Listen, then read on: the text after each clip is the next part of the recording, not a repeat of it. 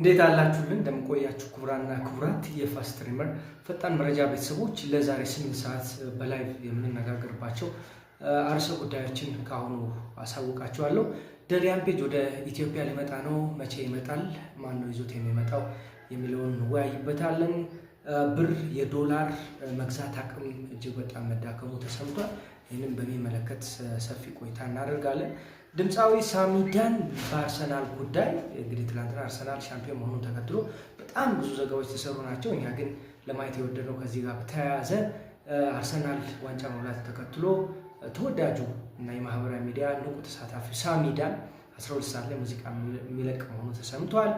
ሰይዶ ማርሻል እና ጆን ለመጋጠም ዝግጅታቸው አሁንም በጣም ብዙዎቹ እየተወዛገቡበት ያለ ጉዳይ ነው።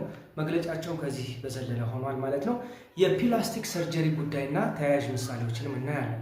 እነዚህ ከሀገር ውስጥ የምናያቸው ጉዳዮች ናቸው።